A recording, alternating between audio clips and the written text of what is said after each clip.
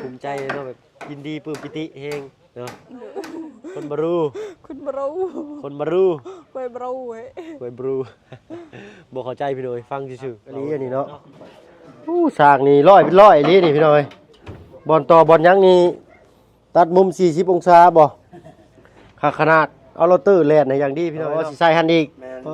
โตพี่น้อยเนาะยัดตกเรากบนี่เอามือลูดนี่ป้า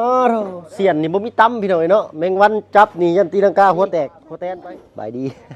โดยเนาะสบายดีกล่ามาปูผมเผายาวไปเลยเนาะโดยพี่น้องเนาะเมื่อนี้ก็อยู่ที่บ้านสกีพีนเมืองเซโปนแขวงสวรรณเขตอีกคือเก่าคือเดิมพี่น้องเนาะเมื่อนี้คือว่าเพิ่มเติมมาก็เป็นทางบ้านน้องน้ำมี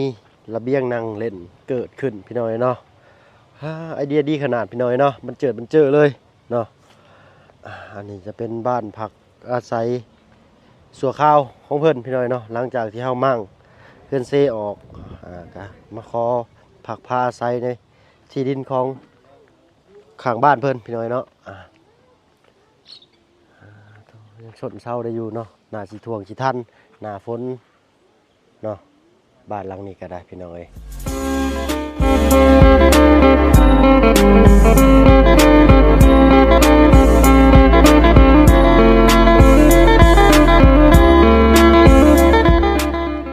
พี่น้อยเนาะ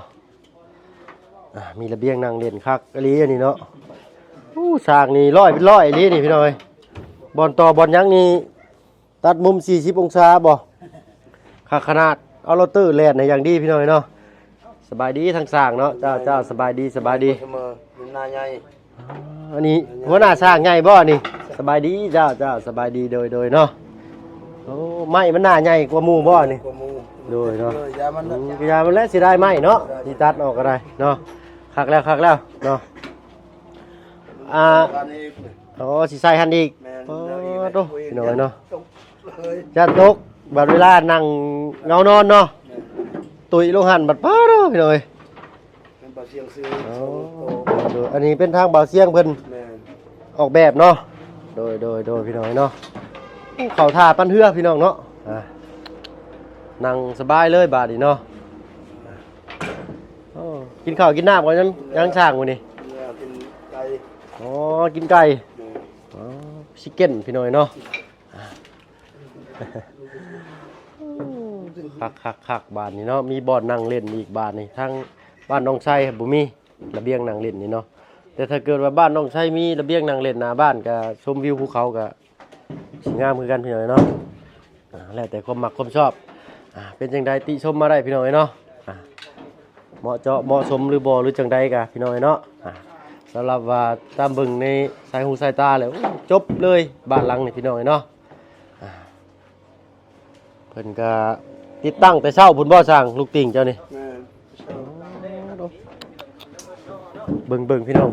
เรากบนี่เอามือลูดนี่ป้าเสียนนี่บ่มีตั้มพี่น้อยเนาะแมงวันจับนี่ยันตีลังกาหัวแตกหัวแตนไปเนาะพี่ลึกดีละเฮ็ดเพราะหน้าสร้างมันคุมงานตลอดพี่น้อยเนาะเอาอย่ามันนั่นซับซ้อนวนวายอันทางทีมช่างเพิ่นทางเบาเพิ่งเคยลาปบนี้ก่อนพี่น้อยเนาะแล้วจับโยนลงแต่เฮือดนี่ห่วยกระดูกให้น้อยย่ำน้อยเนาะตู้น้องของน้องน้ำฮัลโหลสบายดีกละฮัลโหลสบายดีโดยเนาะสบายดีกละมาปูผมเผายาวไปเลยเนาะโดยเนาะน้องลาคนเพิ่นวันนี้น้องลาเพิ่นพี่น้องเนาะอันนี้เป็นน้องอีกคนหนึ่งที่ทางลุงจันทร์เพิ่นตัดผมใหม่อันผู้นี้ได้ซะชื่ออะไรน้องลาสบายดีกละโดยเจ้าชื่อยังสิจนป๊อดโทสื่อกันเนาะคือบ่สื่อหลอกสื่อรวยสื่อคล้องสื่อคำไปสิเนาะสื่อจนเลยเราก็ได้เนาะทั้งตู้แม่ว่าเป็นคนตั้งสื่อให้แม่สบายดีเนาะมืดๆในเด้อพี่น้องเนาะขอโทษขออภัยทำหลายๆเนาะกินข้าวกินน้ำมันยังแม่มันนี่ได้ยังกินข้าวมันนี่บ่าวเชียงมันชื่อยังมาฝากแม่ชิ้นหมูบ้านเจ้านี่อื่นอลิโดยขอบใจหลายๆเนาะมาทักทายทางตู้พ่อเพิ่นก่อน บักหลานี่ได้ชื่อยังบักหละอานนท์จนอันนี้ได้บักหลาชื่อยัง สีเพชร ฮะ สีเพชร เพชรอ๋อชื่อเพชรเนาะพี่น้องเอ้ยเนาะสบายดีทางตู้พ่อเพิ่นเนาะโดยเจ้าสบายดีเนาะโอ้เป็นไดมื้อนี้อากาศกะเซียนฮ้อนแน่โอ้โตมากินนี่เห็นเราอันนั่งอยู่นํทีมงานสร้างเพิ่นเนาะโอ้ขี้พุ่นเข้าตาพี่น้องเอ้ยบาดนี้โคบลงมาเนาะเป็นไดพ่อระเบียงนั่งถึกอกถึกใจอยู่บ่ถึกแล้วเนาะรับนอนเลยเนาะอยู่เทิงเฮือนนี่เนาะฟันดีบ่ฟันวันอะไรอันน่ะบอกหน่อยกว่านี่ จับหมู จับหมูว้ายจับอลิบ่แม่นได้กินหมูแล้วฟันเห็นหมูบ่นี่เนาะ หาเนาะพี่น้องเอ้ยเว้ากันพอหอมปากหอมคอขอบมุกขอบใจทั้งตู้พ่อเพิ่นหลายๆพี่น้องเอ้ยเนาะสบายดีทางน้องน้ำโตยิ้มแย้มแจ่มใสมื้อนี้เนาะคือสิหายดีเลยเนาะจากวินเวียนศีรษะ เนาะโอ้โตพี่น้องเอ้ยเนาะมันสิฮักบ่จักอันนี้เนาะนั่งโอ้ลมกับน้องน้ำจักเล็กจักน้อยพี่น้องเอ้ยเนาะขออนุญาตติดระเบิดในอยน้องละไอ้ย่าเนาะโตเนาะยิ้มแย้มแจ่มใสได้ลาวมื้อนี้เนาะมีใครเข้ามาหาในน้องลามื้อนี้ เบาเสียง มีเบาเสียง โดย โดยเนาะเบิ่งคลิปเบาเสียงแล้วก็ FC ปะลุงเพิ่นก็ว่าเบาเสียงอันร้อยลำเพิ่นว่าบ่แม่นเด้อพี่น้องเนาะอันทางทีมงานเฮาก็ยังอยู่เนาะแต่ว่าสิแยกย้ายกันอยู่ช่วงนี้เนาะเพราะว่าของบ่ได้เติมหยังหลายนะเนาะพี่น้องเนาะถ้าว่ามีของขาดเรือหยังก็ทีมงานเฮาก็ถ้าว่ามีก็เอาเข้ามาเติมมาตุนให้เนาะโดยเนาะพี่น้องเอ้ยถ้ามีหยังมอบก็สิแล่นเข้ามามอบอันนี้ไปอันทางบ้านสกีพินใหญ่บ่น้องหลาทางน่ะ โดยสกีเพียงหนัก โดยไปหาน้อง น้อย น้อยเจ้าก็ฮู้บ่น้องหลาอืม ผู้ไปน้ำเบาละ โอ้ไปนำบ่าวลาวอันทั้งพ่อตู้เพิ่นทั้งพ่อเพิ่นนี่บ่ได้ฮู้ภาษาลาวเลยเนาะน้องเนาะ โดย ฟังฮู้อยู่แต่เพิ่นเว้าบ่เป็นเนาะ โดย เนาะจังซี่แหละพี่น้องเอ้ยเนาะเวลาที่เฮาไปถ่ายอันน้องๆที่แบบว่าเป็นล่ามเป็นหยังก็ทางทีมงานก็บ่ได้คิดอีหยังเด้อพี่น้องเอ้ยเนาะอย่าเข้าใจผิดว่าไปลิ้นแซ่ลิ้นชาวไปโอ้ไปลมกับชาวชั้น4บ่แม่นพี่น้องเอ้ยเนาะเพราะว่าเฮาสร้างความสัมพันธ์ไว้นี่แม่นว่าดีพี่น้องเอ้ยเนาะเพราะว่าได้พึ่งพาอาศัยน้องเพิ่นเฮาเข้าไปในเขตพื้นที่ชนบทข้างในลึกๆจังซี่แล้วเฮาเว้าบ่เข้าใจภาษาเพิ่นเฮาสิแนมหาไผถ้าเฮาบ่มีปฏิสัมพันธ์ทั้งอันการเว้าจ้าจักเว้าได้บ่เพิ่นก็เว้าบ่เป็นพี่น้องเอ้ยเนาะแล้วก็เฮาสิเว้าบ่ได้เฮาสิฟังบ่ออกก็เลยแบบพึ่งพาอาศัยกันและกันพี่น้องเอ้ยเนาะคำสุภาษิตเพิ่นเว้าไว้ว่าน้ำพึ่งเรือเสือพึ่งป่าแม่นบ่เนาะพี่น้องเอ้ย ก็ลงลืมพี่น้องเอ้ยเนาะขอโทษขออภัยผิดพลาดประการใดกันเนาะเนาะกล้วยกับหอยต้นเต้นอยู่เสาเฮือนผู้พร้อมกินเสมอเป็นบ่น้องล่ะกล้วยฮะ กล้วยเบาเสียง กล้วยบ่เสียงพร้อมกินเสมอเนาะ โดย หิวก็แล่นตุ้ยๆมาบิดแล่นกุ้นโลดเนาะ ได้มื้อนี้ฮดพักคนหญ้าแล้วบ่น้องล่ะ หมดแล้ว อืมโดยเนาะมื้อนี้บ่ได้ไปไสคือเก่า โดยเสียหญ้ามีเสา เสียหญ้า หญ้า จ้ะ มัน อ๋อลาไปเสียหญ้ามันเสียไสนี่น้องล่ะ อยู่สวน อยู่สวนพุ่นบ่ โดย เนาะทางบ่เพิ่งก็บ่เคยเห็นจักเทื่อดอกพี่น้อยเนาะเห็นแต่และทางลุงเฮิมมันไปถ่ายเบิ่งมื้อนั้นเนาะแม่นบ่น้องน่ะเนาะ โดย โดยเนาะเพิ่นก็มีพื้นที่พอได้ทำมาหากินอยู่พี่น้อยเนาะบ่ได้ถึงขั้นว่าร่ำว่ารวยเนาะพี่น้องเนาะคันว่าคนเฮาร่ำรวยแท้ก็คือสิบ่อยากมาอยู่แบบเพื่อนเซดอกเนาะบ่อยากเว้าหลายพี่น้อยเนาะเว้ามาแล้วมันน้องน้ำสิคิดฮอดเพื่อนเซลาวจังหน่อยเนาะคิดฮอดอยู่บ่น้องล่ะ คิดโทษ เนาะนี่แหละบัดเวลาบัดหน้าบัดในเนาะสิว่าอะไรพี่น้อยอยากเห็นเฮือนนั่นหลังเก่าหลังเดิมกะพิมพ์ก็ไปเบิ่งในคลิปเจ้าเนาะแรกๆเฮือนเจ้าเป็นอะไรเนาะ โดย ไว้ได้บอกลูกบอกหลานได้พี่น้องเลยเนาะสมมุติจะไปมีครอบมีครัวใหม่กะเด้เฮือนข่อยตะกี้จังสิได้เนาะน้องลาบ แม่ เนาะคักได้แนวน่ะก็ได้พี่น้อยเนาะพิมพ์เขาไปเบิ่งเด้อซั่นเพื่อนข่อยแลอันนี้สิเนาะมื้อนี้ก็ทั้งสร้างเพิ่นติดตั้งลูกติ่งเรียบร้อยพี่น้องเอ้ยเนาะเป็นได้น้องน้ำ ระเบียงนั่งเจ้าน่ะ งาม งามมักบ่ มากอยู่ ถึกใจเลย ถูกใจสบายเลย ถึกใจสบายเลย โดย โดยเนาะได้หน้าน้องน้ำชดใช้กับทีมงานเนาะก็ดีใจพี่น้อยเนาะมาเมื่อวานนี่ก็น้องเพิ่นวินหัวเมื่อวานนี่บ่น้องละ โดย น้องเพิ่นบ่วินหัวหน่อยหนึงเนาะอากาศมันเปลี่ยนบ่อยเดี๋ยวร้อนเดี๋ยวหนาวพี่น้อยเนาะคนเฮาก็ปรับสภาพอากาศบ่ทันเนาะพักหญ้าคาหุ่นจะได้น้องละ หมดหดแล้ว หมดเรียบร้อยใหญ่แล้วบ่ ย่าง น่าก็มาถามเมื่อวานนี่มื้อนี้ถามอีกแล้วพี่น้องเนาะ เอาเนื้อหัวม่วนสิได้พี่น้องเนาะ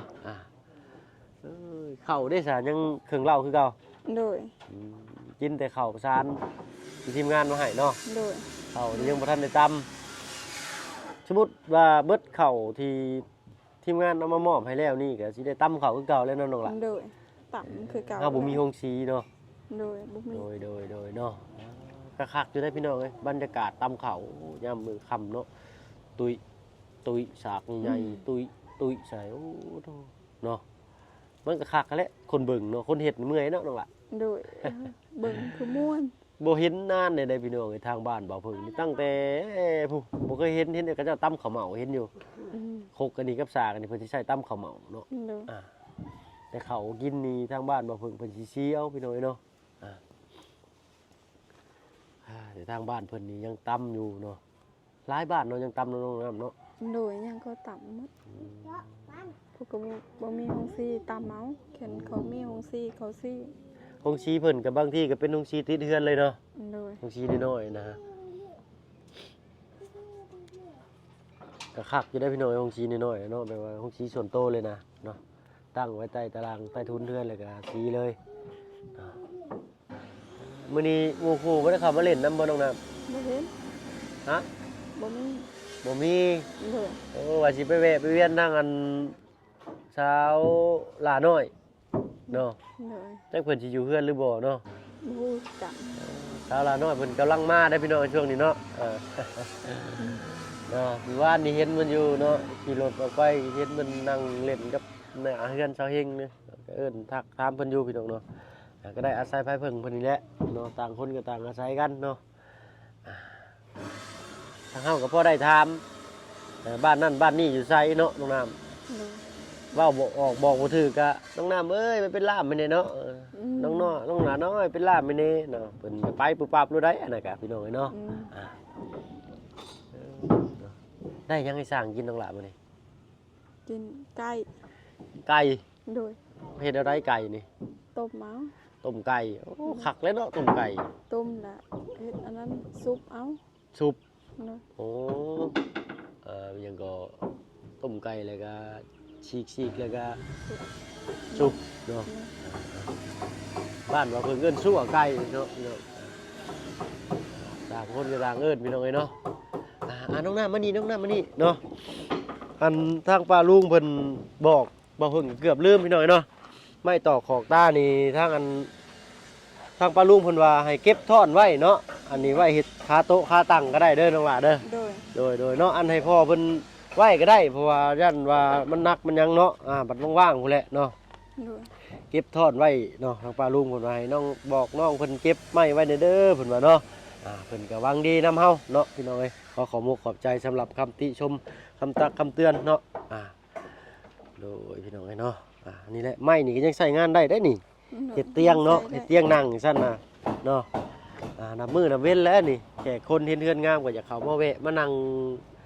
ลิ้นนั่งแอนน้ำตารางหุ่มตารางเฮือนเนาะโอ้เฮือนนี่ได้มันจังได้ดีคืองามแท้เพิ่นก็สิว่าสิได้น้องน้ำเนาะ โดย มาบัดใช่เพิ่นนั่งตามขี้ดินตะปูตะโปดบ่คือได้เนาะอายผู้คนได้แนวน่ะเนาะต้องมาเลยนั่งตั้งนั่งเตียงจบเจือจบชีดีงามไปหน่อยเนาะไปพาอ้ายย่างเลาะพี่เน่ยืนเว้าแต่บ่นเก่าแล้วตะคิวกินขาน้องหล่ะเอ้ยเนาะโอ้ยเนาะทางเฮือนนี่ตอนนี้นอนอยู่จักคนน้องหล่ะ สองคน สองคน สามคน 3คนเนาะทางเจ้าก็ยังขึ้นไปนอนอยู่เฮือนป้าคือเก่าเนาะ โดย และว่าสมมุติว่าเจ้าแล้วเฮือนนี่จะลงมานอนนี่ป้าเจ้าสิบ่กินฮอดบ่ซะ บูคือกัน บ่ฮู้คือกันลองถามเพิ่นเด้อ โดย อันป้าถ้าว่าอัน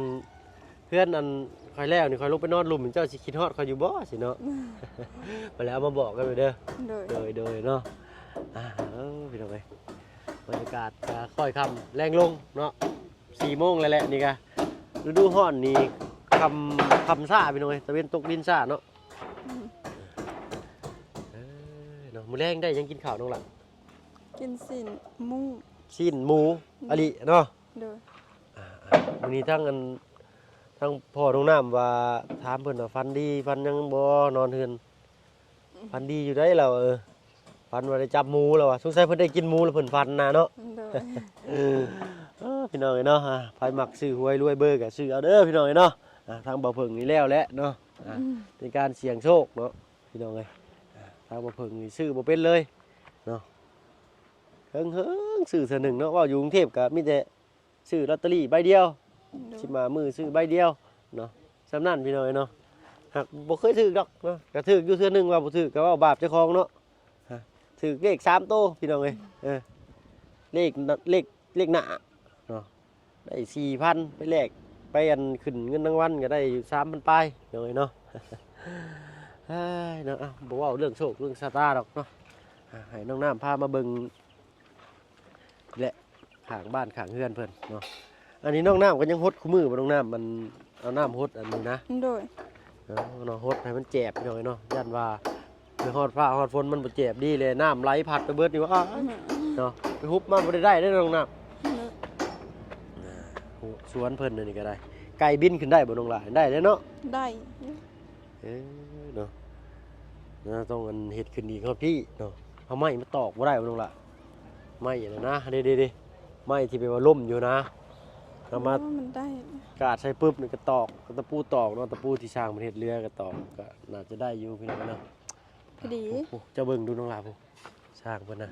อืม อ๋อพี่น้องเนาะสร้างเพิ่นนี่ไว้ดีได้จวดจาดงานเนียบงามบ่น้องน้ำการเบิ่งเนี่ยแบบว่าได้ความในอกในใจแบบว่าคักมากบ่หรือว่ายังมีตำหนิบ่ได้บ่หรือแนวใด บ่ตอนนี้เลยงาม บ่มีตำหนิเลย โดย โดยเนาะโอ้ยสำเฮาจังบ่เพิ่งเองนี่ก็เฮ็ดบ่เป็นเพิ่นได้สำนี้นี่ห้วย ดีใจเต้นเดาะเต้นดอง3มื้อก็บ่เช้าแล้วบ่เฮิงนี่นี่ได้น้องน้ำเอ้ยเนาะก็เป็นบุญของน้องเพิ่นอีกพี่น้องเอ้ยเนาะ โดย แข่งบุญแข่งวาสนาแข่งกันบ่ได้แข่งเรือแข่งพายแข่งได้พี่น้องเอ้ยเนาะสร้างไปโอ้จับมันๆเด้อสร้างเด้อ ระดับมืออาชีพเพิ่นว่าพี่น้องเอ้ยเนาะเพิ่นเฮ็ดกับมาตรฐานข้างใดพี่น้องเพิ่นได้มีลูกติ่งดิ่งลงมาอีกเนาะระดับเป๊ะๆเลยเนาะมาตรฐานเลยนะอันนี้ได้น้องน้ำคือมีสำนีนี่ เสียม เสียมบ่นี่ โดย เนาะแข็งคักลีนี่ขุดแนวใดนี่โอ้ไว้สำหรับแบบขุดดินแข็งๆเนาะ โดย เนาะทางบ้านบ่เพิ่งมีแต่เสียมแบบหนึงเด้ เสียมแบบนี้ เสียมแบบนี้สินะขุด เฮา จุกๆเลย สบายไปหาละไม้ นั่นสิไปหาหน่อไม้ โดย คักเด่นหน้าดีอยู่เนาะพี่น้องแต่เสียมอีกแบบหนึงก็จะหักไว้เนาะสาวเพชรอยู่เฮือนอยู่บ่เด้เนาะ อยู่เฮือน อยู่เฮือนบ่ อยู่เฮือนจักเราไปนะ เพิ่นขึ้นเฮือนบ่ได้พิษพีเพิ่นว่า ญาติอันนั้นเลย ต้อง2-3มื้อนะ ได้แล้วก็ทิศป่าอีกนะ คิดป้ายเลยได้เลยเนาะ ดู เอ้าเป็นพิษของประเพณีเพิ่นเนาะเฮาบ่จำเป็นก็บ่ต้องเว้าดีกว่าพี่น้อยเนาะ ดู ย่านว่าพิษของเพิ่นอีกมันสิยากเนาะ เฮาก็อยู่ส่วนของเฮาพี่น้องเนาะพี่เรือนชานบ้าน2ลงน้ามันใกล้สิแล้วเสร็จแล้วเด้อพี่น้อยเนาะแต่ละมื้อแต่ละเว้นนี่เลี้ยวเห็นเด็กก็ภูมิใจอยู่ตรงนั้น ดู ภูมิใจเนาะแบบยินดีปลื้มปิติแฮงเนาะ ดู ข่อยคือกันเลยพี่น้อยเนาะมื้ออื่นนี่สิได้หยังเด้สร้างกินเนาะชิ้นหมู แม่ โอ้เจ้าบ่มีตู้เย็นแช่บ่ บ่มี มันบ่เสียบ่ ตาก โอ้ แดด ตากแดดไว้ ดูใส่บักเทียมใส่เป็นงัวใส่เนี่ย โอ้เอาไว้ปิ้งบ่น้องล่ะ โพสิงไข่ดู โอ้เห็ดเนื้อแดดเดียวหรือว่าหมูตากแดดหรือหมูแดดเดียวพี่น้อยเนาะมาปิ้งมาทอดก็ได้พี่น้อยเป็นวิธีภูมิปัญญาชาวบ้านเพิ่นตั้งแต่ดนนานมาพี่น้อยเนาะบ่แม่นว่าภาคใดก็เพิ่นสิเก็บอาหารแห้งไว้กินนานที่สุดพี่น้อยเนาะหรือว่าบางคนก็เอาลมควันเนาะเอาคางควันไฟเนาะ ดู จังซั่นก็ได้พี่น้อยเนาะต้นกล้วยกับต้นใหญ่พี่น้อยเนาะ อันนี้ก็เป็นของน้องน้ำนั่นนี่เนาะ นี่กล้วย โอ้กล้วยเนาะโอ้เนาะไผเด้สิเป็นผู้โชคดีกล้วยจันเครือนี่เนาะ ยันขึ้นเฮือน เอาไว้ขึ้นเฮือนเนาะน้องน้ำเนาะ มีตัดเลย ตัดไปขึ้นเฮือนมีต้นกล้วยต้นอ้อยคือกันบ่ แม่ แต่ว่าบ่ได้มีพระมีหยังมาสูตรเนาะ ดู เอาฮีดของชิเจ้าโลดเด้อเนาะ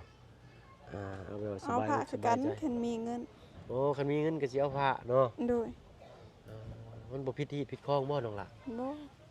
เนาะอันใดแปลว่าละรวมได้ก็ละรวมเนาะมันจังแปลว่า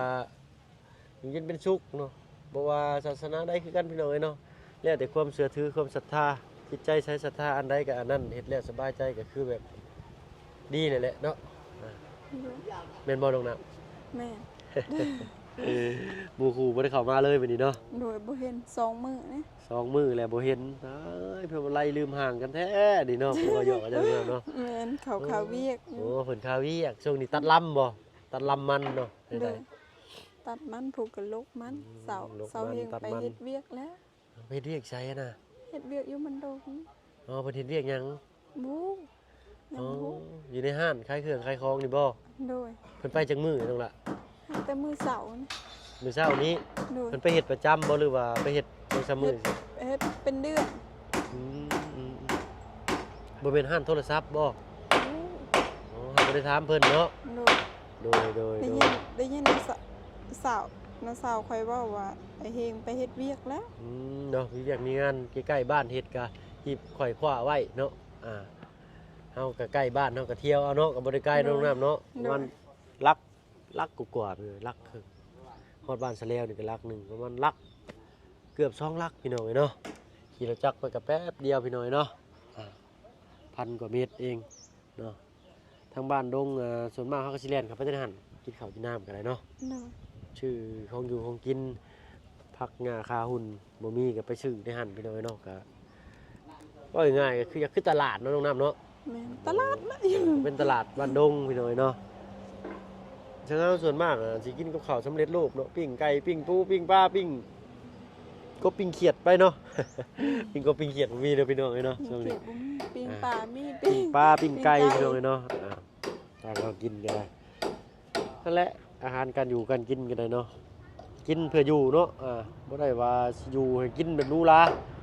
ก็อยากหรูหราแหละพี่น้องแต่ว่าเงินบ่มีเนาะ เพิ่นรวยแค่นี้ รวยใครแน่พุ่นน่ะโอ้น้องน้ำคนรวยก็บ่ได้อยากของดีเสมอไปได้น้องน้ำ แม่นเขายังหากินพัก แม่นคนรวยเพิ่นบางคนเพิ่นก็หรือว่าหลายทานเนาะเพิ่นก็สิมักกินอาหารแบบบ้านเฮาคือกันเนาะพี่น้องเอ้ยเนาะตำแจ่วไปบ่ลวกผักไปซะเด้หน่อไม้หน่อตอกไปแบบเคยเฮานั้น ก็บ่เสมอไปพี่น้องเนาะแล้วแต่ความมักความชอบเนาะโดยทางอันอาจารย์ลาวเฮาก็เพิ่นมามอบบ้านประตูอีกบ่แม่นพี่น้องขอโทษขอไปบ้านพับเนาะพูดมาแหละอาจารย์นี่มาฮอดได้แล่นใส่เวียกใช้งานเนาะดุมันขยันเพียรอีหลีพี่น้องเนาะน้องๆนุ่งๆรุ่นใหม่รุ่นหลังนี่ควรเอาเป็นแบบอย่างพี่น้องเนาะ ทางอาจารย์ลาวเพิ่นเนาะโดยเนาะทางบ้านเจ้านี่บ่มีบุญบ่มีทานบ่น้องเนาะ บ่มี บุญประจำหมู่บ้านนี่สิบ่มีเนาะ บุญหยัง แรกๆบุญประจำปีบ่หรือบุญบังฟืนบังไฟสิบ่มีบ่น้องเนาะ บ่มี เนาะวัดก็บ่มีเนาะทางบ้านเจ้าเนาะ บ่มี มีแต่วัดอยู่บ้านดงพี่น้องทั้งบ้านดงนี่เพิ่นสิเป็นอีกคนอีกภาคหนึงพี่น้องเพิ่นเป็นคนผู้ไทยเนาะน้องน้ำแม่นบ่ แม่ เพิ่นเป็นคนผู้ไทยเนาะทางบ้านดงนี่ดงสวรรค์ใกล้ๆกันนี่แหละเนาะแต่ทางนี้เพิ่นเอิ้นว่าเป็นคนชนเผ่าหรือว่าเพิ่นเอิ้นอะไรน้องน้ำ เอิ้นอะไร คนทางบ้านชื่อเจ้านี่นะ คนลาวเทิงเหรอวะ คนลาวเทิงบ่ แม่น คนลาวสูงลาวเทิงเนาะพี่น้องเนาะก็คนคือกันบ่เป็นหยังพี่น้องเนาะ คนบ่รู้ คนบ่รู้ คนบ่รู้ คนบ่รู้ ไว้บ่รู้เว้ย ไว้บรู บอกเข้าใจพี่น้อยฟังซื่อๆว่าเพิ่นก็ได้เนาะ ใครเข้าใจก็คอมเมนต์มาบอกอยู่เด้อพี่น้องเนาะดีใจมื้อนี้กันเนาะเห็นรอยยิ้มของน้องน้ำสดชื่นสดใสคือเก่าคือเดิมพี่น้องเอ้ยเนาะเอาละเนาะอดเอาอีกจักเล็กจักน้อยเนาะน้องน้ำเนาะ โดย ใกล้แล้วแหละใกล้สิ เร็ ได้ วเร็ว ใกล้สิได้นอนนั่นเฮือนงามเลยเปลี่ยนได้บาดนี้เนาะจากน้องน้ำเฮือนเซนี่ต้องบอกว่าน้องน้ำเฮือนงามพี่น้องเอ้ยเนาะหรือว่าปลาลุงทานใดได้เบิ่งได้ชมคลิปนี้แล้วก็อยากให้น้องน้ำเพิ่นมีฉายาว่าจังใดเนาะก็แนะนำกันเข้ามาได้เนาะทางเฮาก็สิเอามาบอกต่อให้น้องน้ำเนาะโดยพี่น้องเอ้ยเนาะ เวลาก็ล่วงเลยมาหลายก็สิได้อำลาปลาลุงเนาะคลิปนี้ก็ได้เนาะผู้แลสิแล่นเข้าไปทางบ้านนั่นยังก่อนน้องน้ำเมื่อกี้ทางบ้านน้องน้อย น้องน้อยบ้านสกีใหญ่ โดยบ้านสกีใหญ่เนาะเอ้าทางเฮาก็ได้สำหรับคลิปนี้ก็สิบ่มีหยังหลายพี่น้องเนาะมาอัปเดตบ้านเฮือนน้องน้ำเพิ่นเนาะก็ให้ทางเพิ่นผู้มีสมทบมา กินข้าวกินน้ำนะ โอ้ข้าวน้ำกินว่ากินนี่น้องน้ำเนาะขอบมุกขอบใจหลายๆกินข้าวเปียกพี่น้องเนาะสำหรับคลิปนี้ลาก่อนพี่น้องเนาะ สบายดีเนาะน้องน้ำเนาะขอระเบิดขึ้นในน้องน้ำขอบมุกขอบใจหลายๆเด้อเนาะโอ้แหละต้อนรับทีมงานเราอีกคือเก่าพี่น้องเนาะมากันหลายผู้หลายคนเลยพี่น้องเนาะสำหรับคลิปนี้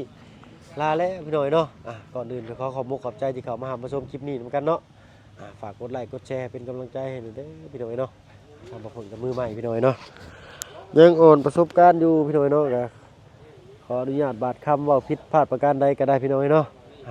คลิปนี้ลาแล้วพี่น้องเลยพอกันคลิปหน้าทางบ้านสกีพินใหญ่พี่น้องเนาะอยากลงลืมๆเน่เอาเป็นว่าสบายดีพี่น้องเนาะ